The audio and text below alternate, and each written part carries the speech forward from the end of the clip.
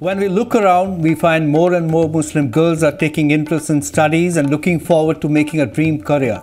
But in today's world, it is not enough to have dreams. To make them come true, they need to develop qualities required for job readiness. Ruha Shadab is an Indian who did her master's from Harvard University in public policy and now working with her colleagues from diverse faiths in Ledby Foundation to encourage Indian Muslim women to join workforce more effectively. Ruha joins me online from the US for a conversation. Welcome to the Matrix. Ruha Shadab acquired a degree in medicine from Lady Hardinge Medical College in New Delhi before she left for higher studies at Harvard. She is working to empower Indian Muslim women to be gainfully employed and become independent. Today we talk to her about the challenges ahead. Welcome to our show, Ruha, and Assalamu Alaikum. How are you? Walaikum Assalam. I'm very well. Thank you for having me. Great. I'd start by asking you, Ruha, that you started Ledby Foundation in 2020. Is that right? Okay. Along with your team members, your friends, what was the intent behind, doing this kind of foundation?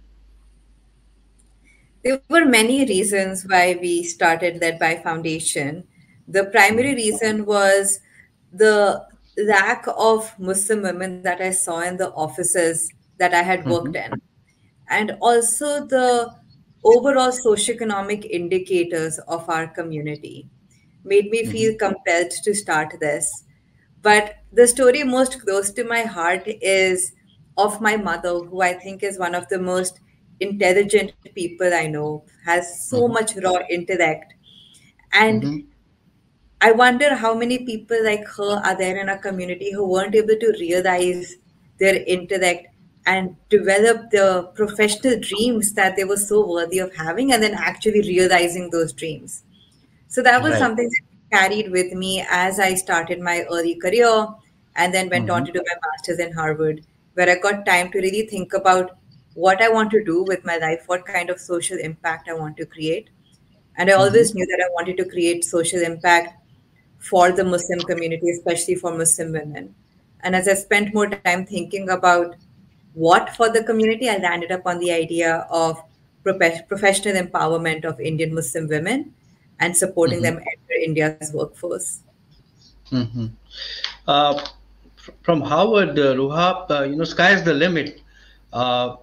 What made you choose this, focus on Indian Muslim women? Of course, your mother is one great inspiration and she's given you great tarbiyat.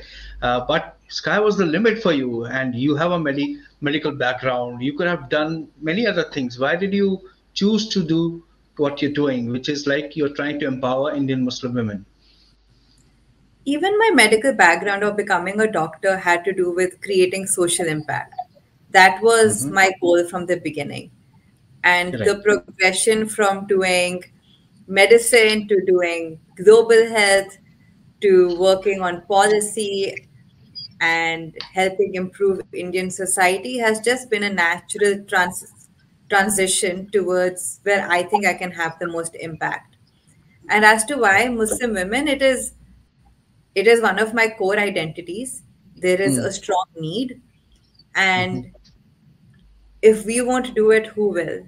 I remember when I was much younger, I was telling Amma that I must have been 14, 15 years old. And I told her that I want to go to Africa to help people who are suffering from poverty and hunger. And she said, why don't you first fix your own backyard? There is so much that needs to be done in India, so much that needs to be done in our community. Sure. Why don't you think of that? And that really made me pause and reflect. And that's what brought me here. Yeah, but many people must be asking you, why only Muslim women? Why not others? That's my favorite question. I love getting asked that question. All combinations of why Muslim, why not Muslim men, why not Hindu women, why not XYZ combination.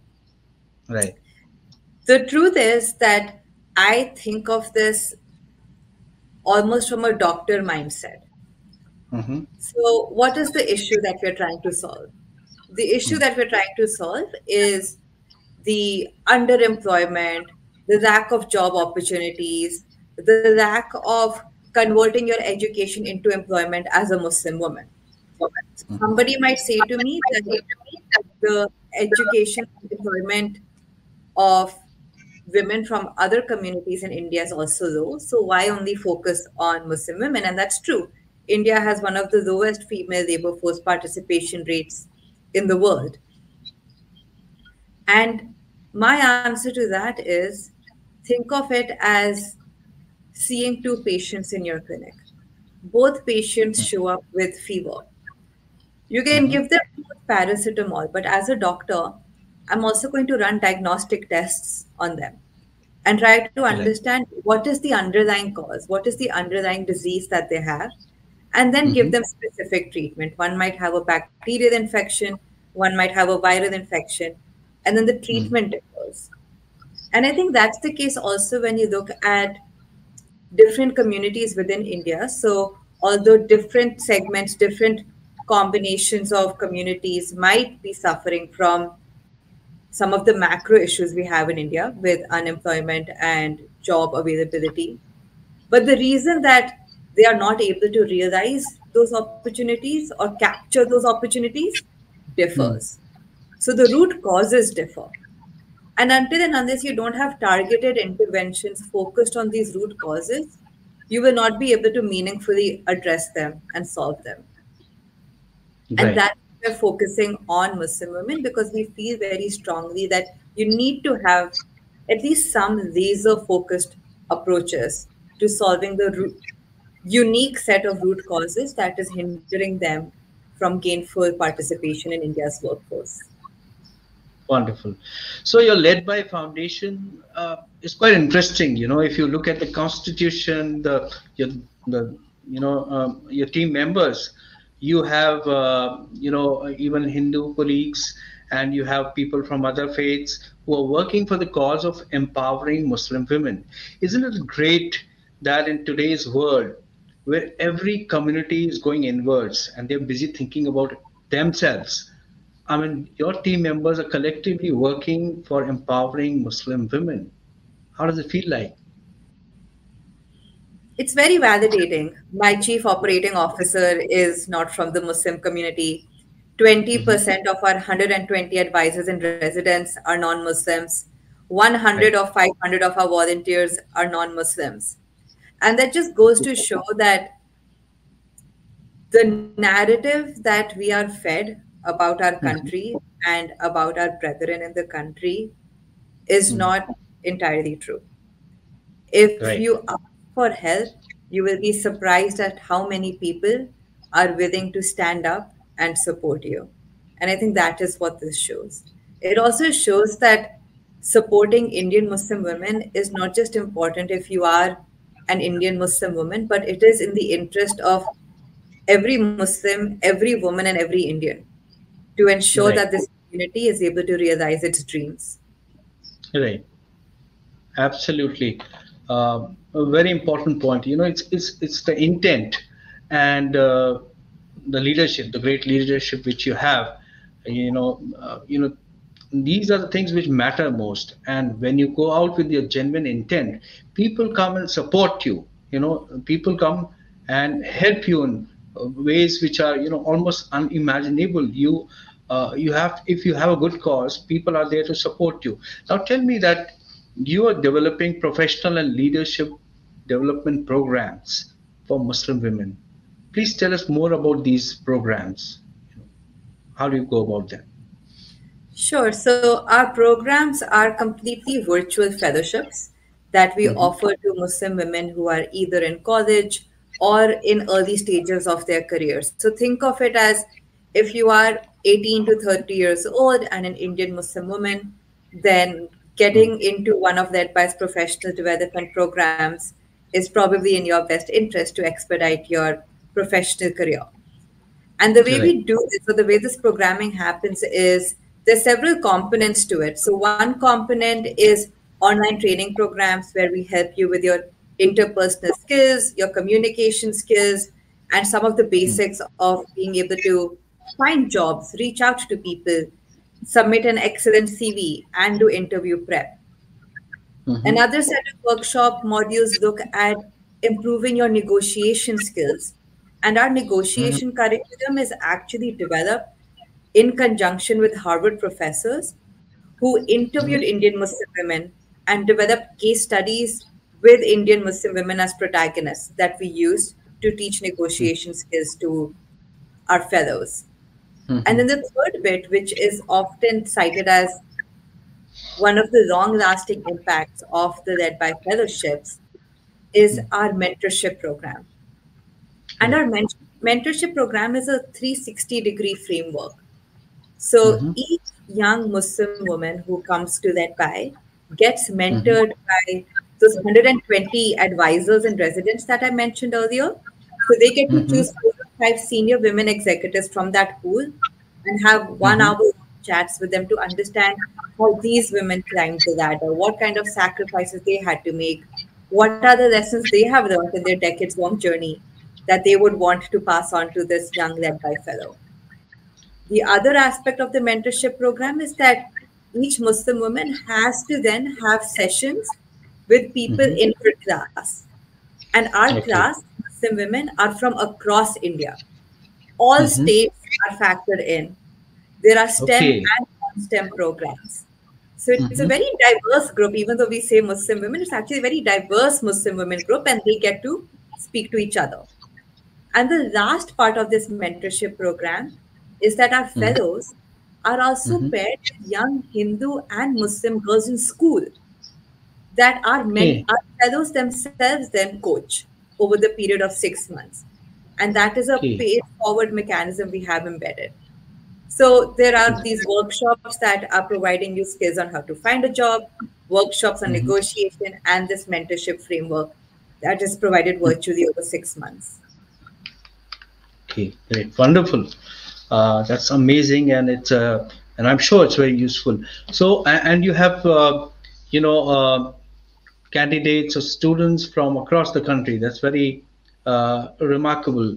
Now, tell me that's how you make these students or candidates job ready. That's how you, or is there something else? Do you, if they have to approach for an interview, or I mean, do you also coach them about how to make an approach for a job?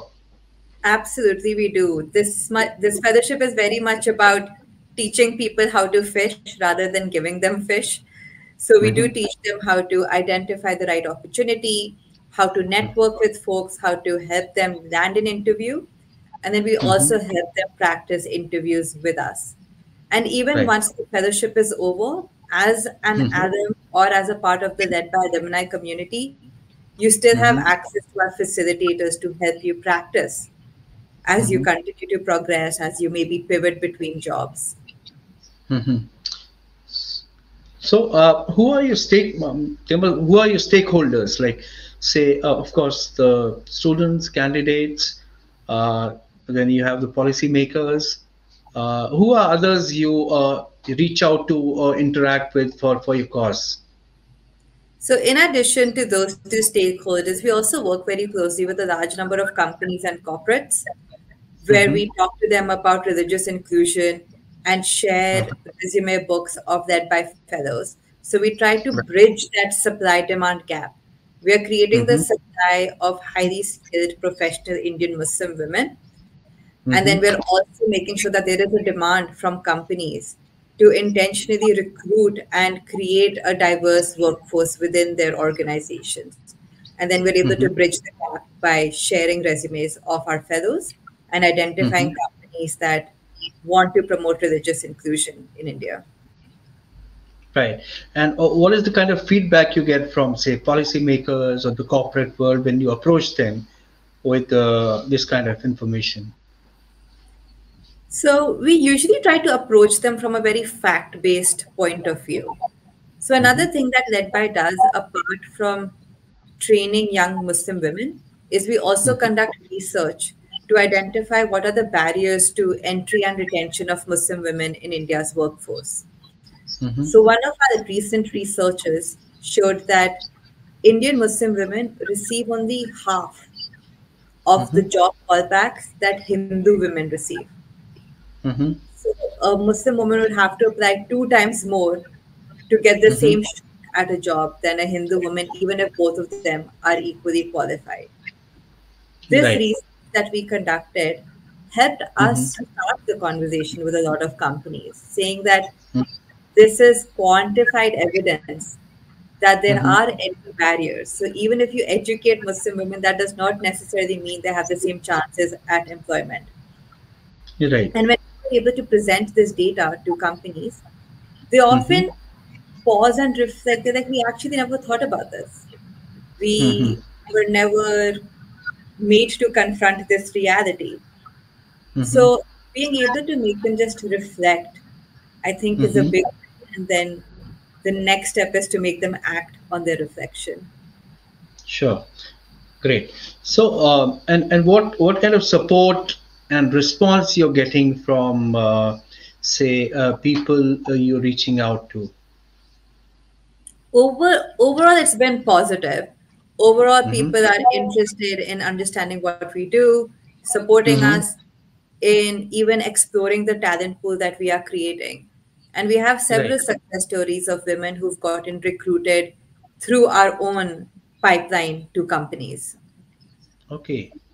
That's wonderful, and there must be some very bright candidates. You must be interacting with, who couldn't have got the job or could have become job ready uh, until you people support them to, isn't it? There are a lot of bright students throughout the country, and there's a lot of awareness among Muslim girls to do well in education, and they have that, what do you call? They are almost obsessed to do well in studies, especially in the small towns, small areas, villages. We see a lot of awareness, isn't it? That's absolutely true. There is a very strong drive and desire and a fire Hmm. within the women that we meet. And Right. at Ledby, we However, do want to go more and more away from urban centers. Right now, we are more focused on urban centers, and inshallah, we'll be able to move further away from that in the right. future. And yes, we do Hmm. see that seed. I think, in addition to being pleasantly surprised at how many people from outside of the Muslim community are willing to help us. Another Right. learning and very positive insight through that by has been realizing just the sheer talent that is in the community.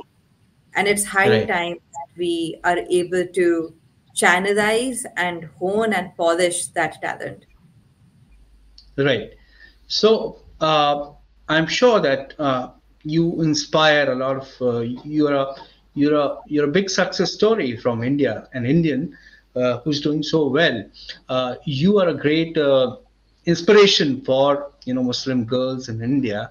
Uh, do you also do you think that there should be more such stories should be told to these aspiring girls? About if you can do it, they can also do it, isn't it? Absolutely.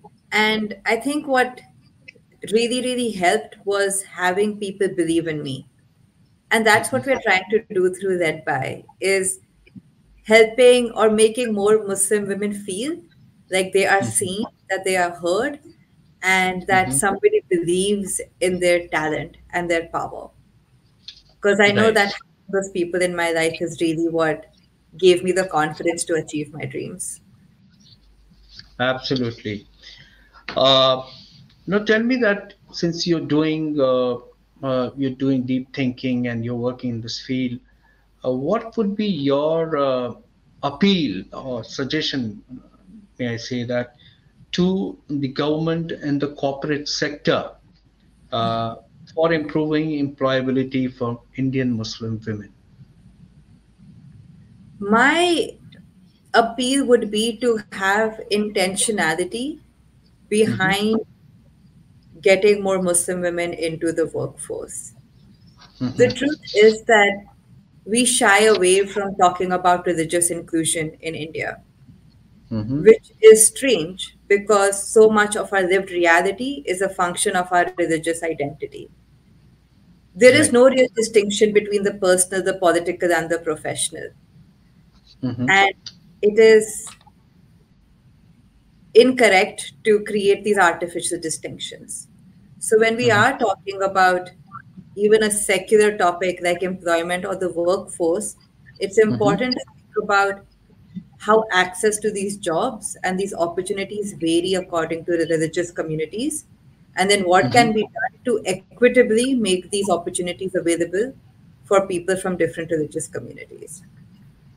So, Ruha, you're doing a great job, and we wish you all the best for your future endeavors. Thank you for joining us. Ledby Foundation is a non-profit pioneering initiative incubated at the prestigious Harvard University under the guidance of Dr. Ruha Shadab. The core mission of Ledby Foundation revolves around elevating the presence of Muslim women in the professional sphere, contributing to equitable growth story of India. The organization achieves this through fully funded fellowship that serves as catalyst for catapulting careers. Ruha and their colleagues are doing a remarkable work and they need to be encouraged. That's all we have this week. We'll be back soon with another episode. Till then, goodbye from the Matrix team.